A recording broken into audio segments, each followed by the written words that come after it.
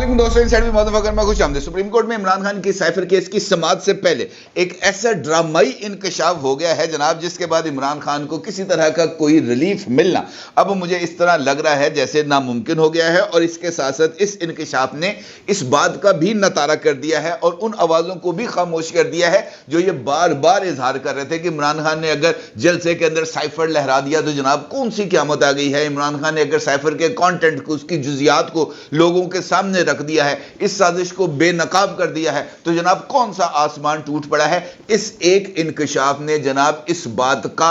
वाज़ेह तौर पर सबूत दे दिया है कि पाकिस्तान को इमरान खान की इस हरकत की क्या कीमत चुकानी पड़ी है। एक व्हाट्सएप मैसेज ने इस सारी की सारी हकीकत को खोल के रख दिया है, क्योंकि ये एक व्हाट्सएप मैसेज अमेरिका के सफारत खाने की तरफ से पाकिस्तान की वजारत खारजा के हुक्काम को भेजा गया था और इस व्हाट्सएप मैसेज में इस बात का इंकशाफ किया गया था कि जनाब साइफर की असल कहानी क्या है। और इसका मतलब यह है कि ये जो डेवलपमेंट है ये एक ऐसी डेवलपमेंट है जिसने साइफर के ऊपर मौजूद इस कंट्रोवर्सी को, इस इबहाम को ना सिर्फ दूर कर दिया है बल्कि अब इस सबूत की रोशनी में खुद सुप्रीम कोर्ट ऑफ पाकिस्तान के लिए भी अगर वो चाहें भी कि इमरान खान साहब को किसी तरह का कोई रिलीफ मिल जाए, मेरा नहीं ख्याल कि इस बात का अब कोई इम्कान बाकी है। कैसे? ये एक बहुत ही इंपॉर्टेंट सवाल है और इस सवाल का जवाब तलाश करने से पहले हमें आज सुप्रीम कोर्ट ऑफ पाकिस्तान में जारी प्रोसीडिंग के हवाले से थोड़ा सा उसका जायजा लेना पड़ेगा, क्योंकि आज होने वाली इस प्रोसीडिंग में अगरचे समाअत को गैर मुअय्यना मुद्दत के लिए मुलतवी कर दिया गया है, लेकिन इस समाअत में इनसाइड बाय मौज़म फ़खर में आज सुबह की वीडियो में जो मैंने आपके सामने रखा था इम्कान कि जनाब इमरान खान को जमानत मिलने का इम्कान है, सिफर, जमानत नहीं मिली। इसी वीडियो के अंदर मैंने आपकी खिदमत में ये बात भी पेश की थी जनाब कि इमरान खान ने वो रिलीफ जो इस केस के फैसले जो खुसूसी अदालत में दिया जाना था इमरान खान साहब के हक में या इमरान खान के खिलाफ जेल ट्रायल में, उस जो इबहाम था या उसमें होने वाले जो नकाइस थे, उन नकाइस की मौजूदगी में इमरान खान साहब को रिलीफ मिल सकता था हाई कोर्ट्स में, लेकिन इमरान खान साहब की लीगल टीम ने उन नकाइस को आला अदालतों तक लाने की बजाय उसको पहले ही जो है वो निपटा दिया और उसके नतीजे में वो रिलीफ जो उनको मिल सकता था उसके इम्कानात को ख़त्म कर दिया। आज सुप्रीम कोर्ट ऑफ पाकिस्तान ने एग्जैक्टली इसी बात की निशानदेही की है। पाकिस्तान के जनाब सुप्रीम कोर्ट के सबसे सीनियर जज जनाब सरदार तारिक मसूद साहब ने इस बात की बहुत ही क्लैरिटी के साथ ये बात जो है इमरान खान साहब की लीगल टीम के सामने रखी है कि साइफर केस का ट्रायल कालदम होने पर तो अब आपका ही नुकसान हुआ है। साइफर केस के ट्रायल में अगर कोई कमी बेशी थी तो इसको दिफा के लिए आप बाद में इस्तेमाल कर सकते थे। साइफर ट्रायल काला दम होने के बाद इस्तगासा तमाम गलतियां दूर करके ट्रायल करेगा। हमारे पास जमानत का केस था और इसके लिए हम नोटिसेस जारी कर रहे हैं। इसके अलावा हम इस मौके पर किसी तरह का कोई और रिलीफ नहीं दे सकते। यानी वो रिलीफ जो मिलना था वो खुद इमरान खान साहब और उनकी लीगल टीम ने ना सिर्फ खूब खाते डाल दिया है बल्कि इस बात का इतराफ़ किया है कि अगर साइफर केस के अंदर अब नकाइस को दूर करके इस केस का ट्रायल किया जाएगा तो सलमान अकरम राजा साहब जो इमरान खान के इस वक्त मेन वकील हैं, उनका ये खुद एतराफ़ है और उन्होंने नेशनल मीडिया पर बरमला इस बात का एतराफ़ किया है कि इमरान खान को इस केस के अंदर 2 सज़ाएं होने के इम्कानात हैं। या तो उनको जो है उम्र कैद की सज़ा सुनाई जाएगी या जनाब उनको सज़ाए मौत दी जाएगी। लिहाजा इस मामले को जहां पर इमरान खान की लीगल टीम ज़रा सूझबूझ से इस्तेमाल कर सकती थी, मेरा नहीं ख्याल कि उन्होंने उस सेंसिटिविटी का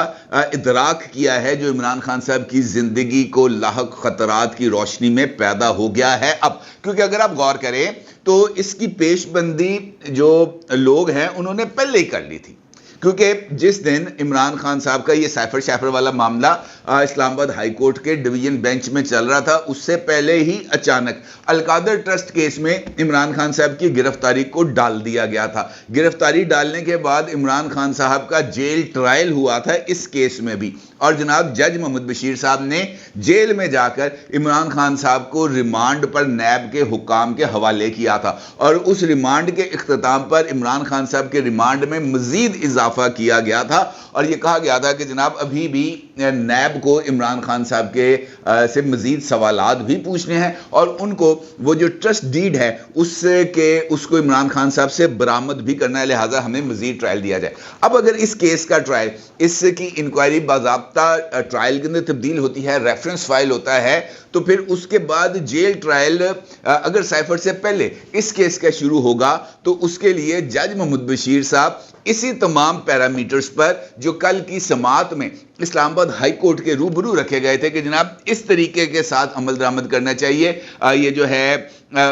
یہ جو پی آر سی کا سیکشن ہے 336 شاید، اس کے مطابق جو ہے وہ آنا چاہیے تھا، درخواست دینی چاہیے تھی، جج صاحب کو اپنا مائنڈ اپلائی کرنا چاہیے تھا، مائنڈ اپلائی کر کے فیصلہ کرنا چاہیے تھا، پھر اس کو جناب ڈسٹرکٹ کمشنر کے سپرد کرنا چاہیے تھا، وہ جا کے وزارت قانون کو جمع کراتا، وزارت قانون اس کے اوپر سمری بناتی، سمری جو ہے وہ جاتی وفاقی کابینہ، وفاقی کابینہ اس کا فیصلہ کرتی ہے۔ اب اس کا مطلب یہ ہے کہ اس القادر ٹرسٹ کیس کے اندر اس سارے پروسیجر کو مکمل کیا جائے گا، مکمل کرنے کے بعد جیل ٹرائل کا حکم ہوگا، اور چونکہ جیل ٹرائل کا آلریڈی حکم ہو چکا ہوگا، لہٰذا یہ جو سائفر کا معاملہ ہے یہ بھی اس کے ساتھ ہی نکل جائے گا، اور اس میں اب جناب چیف جسٹس اسلام آباد ہائی کورٹ کا 4 ہفتے کا فیصلہ وہ ابھی تک لاگو ہے، وہ کالا دم قرار نہیں دیا گیا، لہٰذا یہاں پر ایک بہت ہی بڑا جو عمران خان صاحب کے لیے ریلیف کا امکان تھا وہ خود ختم کر دیا گیا ہے۔ اور خاص طور پر یہ جو واٹس ایپ میسج جس کا انکشاف ہوا ہے، اس نے تو بالکل ہی موڑ لگا دیا، بالکل موڑ لگا دیا کہ جناب کوئی نکلنے کا راستہ کوئی نہیں، بچنے کا کوئی راستہ نہیں، کیونکہ جہاں سے بچ سکتے تھے وہ موریاں تو خود عمران خان صاحب کی لیگل ٹیم نے بند کر دی ہیں۔ اب سائفر کا ٹرائل ہوگا، تمام تر قانونی نقائص کے بغیر ہوگا، تمام تر جو تکنیکی خامیاں ہیں وہ دور کر لی جائیں گی، تکنیکی خامیاں دور کرنے کے بعد ٹرائل ہوگا، ٹرائل کے بعد ججمنٹ آئے گی، اور وہ ججمنٹ ہائی کورٹ اور سپریم کورٹ تک سٹینڈ کرے گی، کوئی اس سے دائیں بائیں نہیں ہو سکتا۔ اس کا مطلب یہ ہے کہ بہت ہی زیادہ پیچیدہ صورتحال ہو گئی ہے، اور خاص طور پر اس ڈرامائی انکشاف کے بعد، اس ڈرامائی انکشاف کے حوالے سے یہ بات کہی گئی ہے جناب، کیونکہ اس وقت جب یہ سائفر کا معاملہ چل رہا تھا پاکستان میں ریگولر امریکی سفیر موجود نہیں تھا، امریکہ نے پاکستان کے اندر جو سفارتی عملہ تھا اس کو محدود کر رکھا تھا، اور یہاں پر جو نظام تھا سفارت خانے کا وہ ناظم الامور چلا رہے تھے۔ انکشاف یہ ہوا ہے کہ جس وقت عمران خان صاحب نے 28 مارچ 2022 کو پریڈ گراؤنڈ اسلام آباد میں جلسے کے دوران سائفر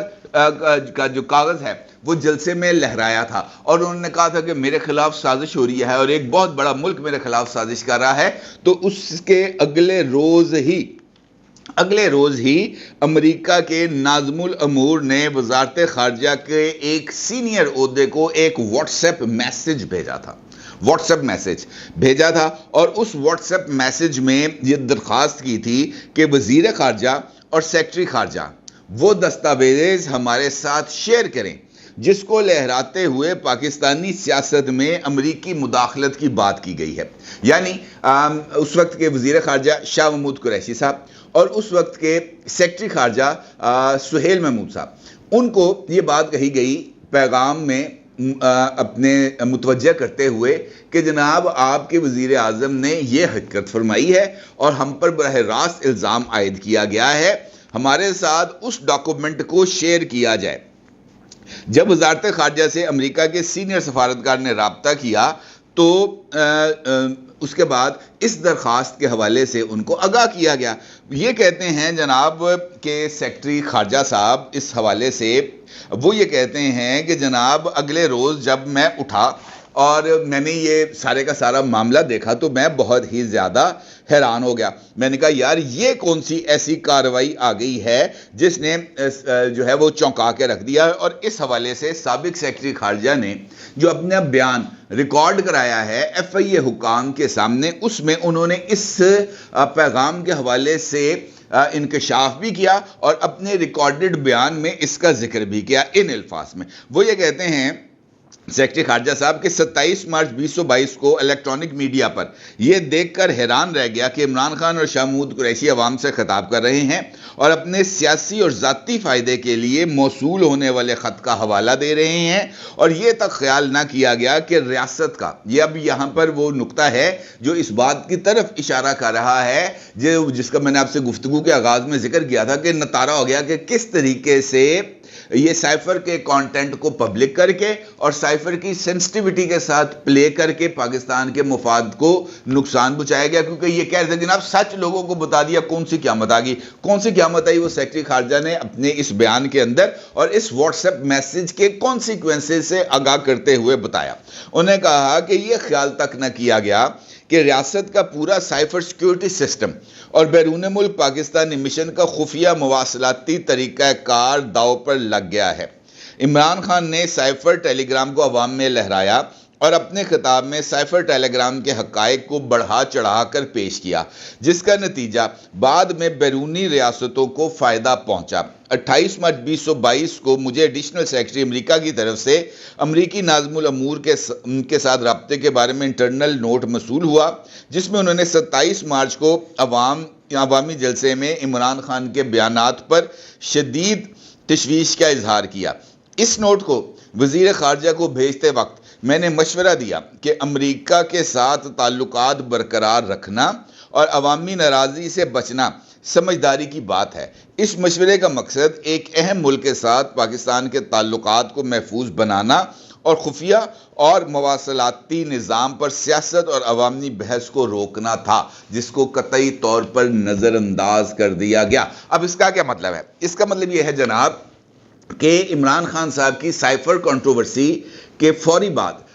امریکہ کے ساتھ پاکستان کے تعلقات جو آلریڈی بہت زیادہ خراب تھے وہ ہو گئے، اس کے اوپر سٹینڈ سٹل ہو گیا، وہ اور زیادہ اس کے اوپر دباؤ آ گیا۔ اور اس کے بعد جس قیادت کو آپ نے ڈی مارچ کرنا تھا، ڈی مارچ کیا گیا نا جی نیشنل سیکورٹی کمیٹی کی میٹنگ میں، ڈی مارچ کرنے کے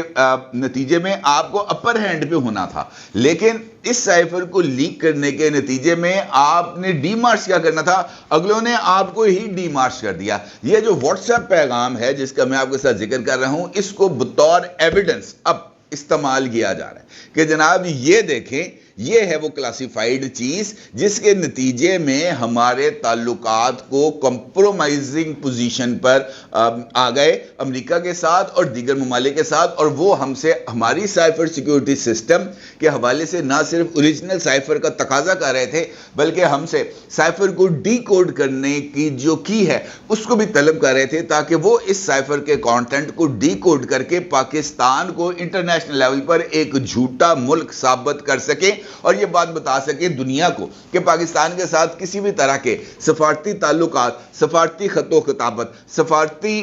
گفتگو کرنا کس خطرے سے خالی نہیں ہے۔ اور یہ ایک ایسا نتیجہ اس کا نکلنا تھا جس کے بعد پاکستان کی انٹرنیشنل لیول کے اوپر آئسولیشن میں نہ صرف اضافہ ہونا تھا بلکہ اس کے نتیجے میں پاکستان کو بہت سارے ایسے آن گوئنگ پروجیکٹس جہاں پر پاکستان کو انٹرنیشنل لیول کے اوپر انٹرنیشنل کمیونٹی کی مدد سے کچھ مراد حاصل ہونا تھی، ان کے راستے میں بھی رکاوٹیں پیدا ہو جانی تھی، لہذا ہو جانا تھا ٹائم فش، لیکن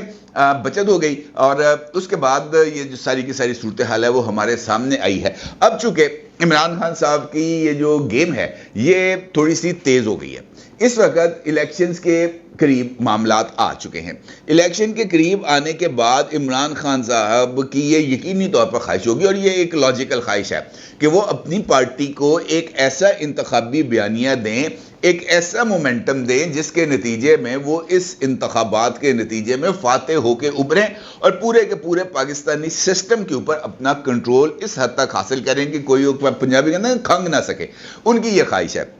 لیکن اب جو چیزیں چل رہی ہیں اس کی روشنی میں عمران خان صاحب کی اس خواہش کے پورا ہونے کے امکانات نظر نہیں آتے، اور یہ جو رد عمل ہے امریکہ کا جو